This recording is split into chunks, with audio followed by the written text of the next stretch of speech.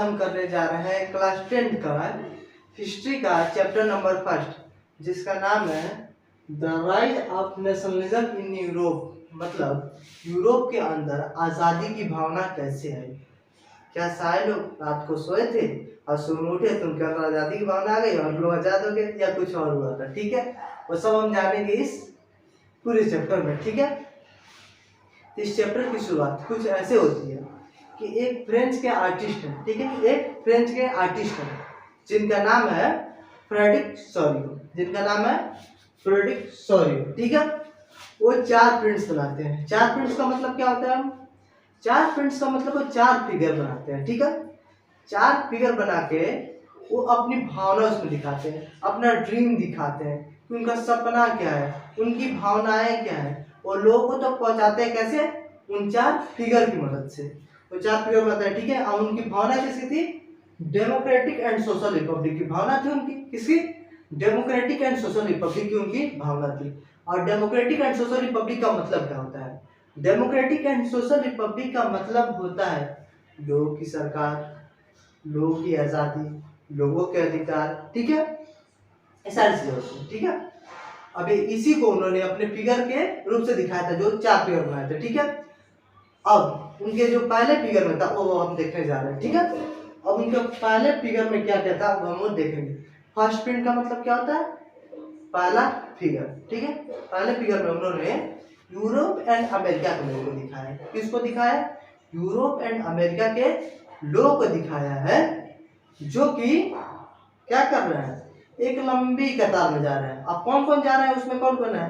सारे मैन है, सारे वोमन है, और जितने भी सोशल ग्रुप के लोग हैं सारे लोग जा रहे हैं।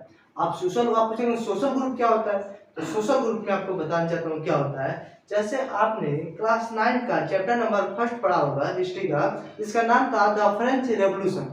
उन्होंने उसमें आपने देखा होगा कि जो फ्रांस के लोग थे वो कैसे 3 ग्रुप में बटे हुए थे। First state, second state and third state. Clergy, nobility और कौन? थर्ड स्टेट के, जिसमें स्मॉल लैंड ओनर्स आते थे, बिजनेसमैन आते थे, डॉक्टर आते थे, इंजीनियर आते थे। ठीक है, ये सब थे।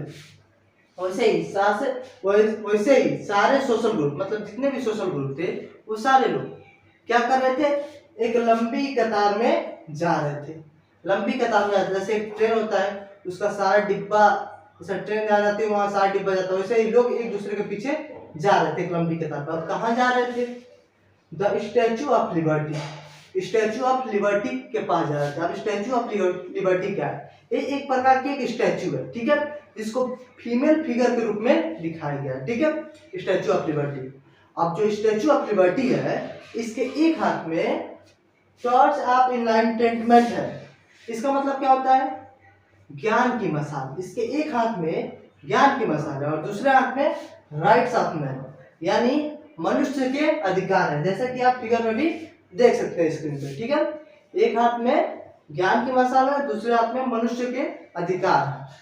ठीक है, अब देखिए, और जो वहां का ग्राउंड है, जैसे कि हम आप लोग फिगर में भी देख सकते हैं, वहां का जो ग्राउंड है वहां पे एब्सोल्यूट इंस्टीट्यूशंस पड़े हुए हैं। क्या पड़े हुए हैं?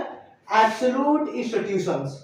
एब्सोल्यूट इंस्टीट्यूशंस का मतलब होता है ये कि जिससे हमको पता चले कि यहाँ पे राजा महाराजा का शासन था। वो सारी चीजें जमीन पे बिखरी हुई थी, क्योंकि उन्होंने अपने फिगर की मदद से हमें क्या बताने की कोशिश किया है कि देश आजाद हो चुका है। ठीक है, अब देश जब आजाद होता है, डेमोक्रेसी आती है, तो उसमें राजा महाराजा नहीं होते हैं, लोग का राजा होता है, जिसको लोग बनाते हैं, जिसको लोग चाहे उतार भी देते हैं। तो वैसे राजा, जिससे पता चले कि राजा महाराजा का शासन था, वो सारी चीजें जमीन पे बिखरी पड़ी थी। जैसे कि राजा का मुकुट हो गया, राजा का मुकुट हो गया, राजा का सिंहासन हो गया, राजा का कोई ऐसा चीज जिससे पता चले कि हाँ यहाँ पर राजा रहता था, वो सारी चीजें क्या थी? जमीन पे बिखरी पड़ी थी। ठीक है, अब देखिए आगे क्या बताते हैं हम, सोरियो यूटोपियन विजन। अब उनके विजन के साथ, मतलब उनके फिगर में क्या दिखाई पड़ता है कि जितने भी लोग थे वो लंबी कतार में तो जा रहे थे, लेकिन एक एक करके नहीं जा रहे थे। वो कैसे जा रहे थे? एक ग्रुप के साथ जाते, एक ग्रुप के साथ मतलब एक नेशन के लोग एक बार जा रहे थे, फिर एक नेशन के लोग एक बार जा रहे थे। ठीक है, इसके पास जा रहे थे, स्टैचू ऑफ लिबर्टी के पास जा रहे थे। ठीक है, ऐसे ही एक एक ग्रुप बना के लोग जा रहे थे। ठीक है, और हम उन्हें कैसे पहचान सकते हैं, क्योंकि यूरोप आपने जानते होंगे कि यूरोप में बहुत सारी कंट्रीज आती है, ठीक है। यूरोप एक कॉन्टिनेंट है, उसमें बहुत सारी कंट्री आती है, और जब बहुत सारी कंट्री आती है तो सब वन बाई वन जा रहे थे, अब हम उनको पहचानेंगे कैसे? हम उनको उनके फ्लैग मतलब उनके झंडे से एंड नेशनल कस्टम और उनके पहनावे से, उनके वेशभूषा से हम उन्हें पहचान सकते हैं कि किस देश के हैं और कहाँ जा रहे हैं, मतलब स्टैच्यू ऑफ लिबर्टी कहाँ जा रहे हैं, ठीक है। हम ऐसे पहचान सकते हैं, ठीक है। अब उसके बाद हमें बताते हो कि जो यूनाइटेड स्टेट एंड स्विट्जरलैंड था, जो यूनाइटेड स्टेट एंड स्विट्जरलैंड था, उस टाइम तक वो आज़ाद हो चुका था। उस टाइम तक वो क्या होता, आज़ाद हो चुका था। आज़ाद हो चुका था मतलब उसका मतलब क्या हुआ कि वो स्टैच्यू ऑफ लिबर्टी है उससे उसके पार चला गया था, ठीक है। लेकिन जो फ्रांस था वो अभी अभी स्टैच्यू ऑफ लिबर्टी के पास पहुंचा था, ठीक है। जो फ्रांस था वो अभी अभी स्टैच्यू ऑफ लिबर्टी के पास पहुंचा था, ठीक है। किसको फॉलो करते हुए? जर्मनी को फॉलो करते हुए। किसको फॉलो करते हुए? जर्मनी को फॉलो करते हुए। अब जर्मनी के लोग क्या क्या पहने थे? जर्मनी के लोग ब्लैक एंड रेड कलर के पहने थे और उनके हाथ में गोल्ड फ्लैग था, ठीक है, गोल्ड फ्लैग था। उसके बाद जो जर्मन के लोग थे वो अभी तक आजाद नहीं हुए थे, ठीक है, वो अभी तक आजाद नहीं हुए थे।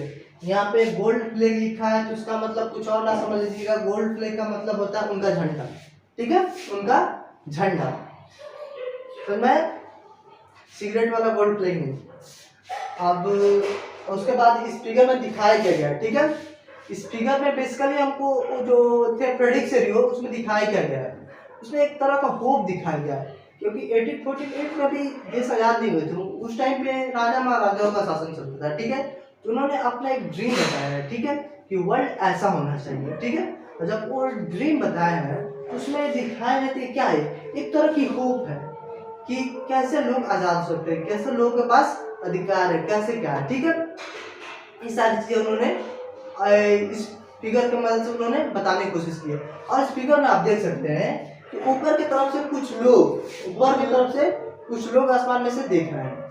तो वो लोग कौन है? वो फिगर की मदद से बताते हैं कि वो लोग ईसा मसीह, एंजल और सेंट्स हैं, जो कि ये होते हुए सब देख रहे हैं, ठीक है। आप इस चैप्टर में आगे ये तो यही तक है। इस चैप्टर में आगे हम इसके पार्ट लाते जाएंगे जब तक कि वीडियो कंप्लीट नहीं होता, और ऐसे ही इसी एक्सप्लेनेशन के साथ आपको समझाते जाएंगे, ठीक है।